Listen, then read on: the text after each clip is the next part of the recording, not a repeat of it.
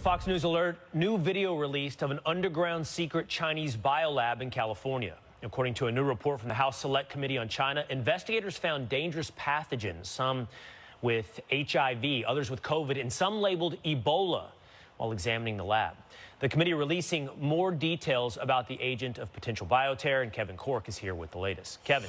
Boy, Will, what a story I have for you tonight. Now, according to that House committee report released again today, thousands of vials of biological substances, including some labeled HIV and others found in a freezer marked Ebola, were found inside a secret Chinese-owned biolab in the state of California, which, according to investigators, inexplicably, the CDC and the FBI initially refused to investigate.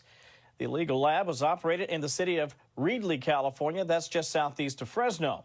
In its 42-page report, the House Select Committee on the Chinese Communist Party, which launched its own investigation into the matter back in September, detailed some shocking findings, including, as you pointed out, the discovery of several potentially infectious agents at the lab, including SARS, chlamydia, HIV, E. coli, hepatitis B and C, dengue, rubella, and malaria.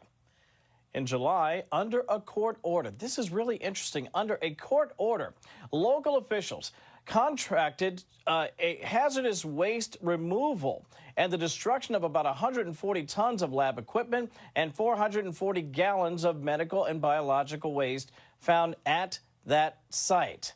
And perhaps most shocking of all, the CDC, according to lawmakers, refused to even test samples of those unlabeled vials at all, even after the city promised to pay for it all.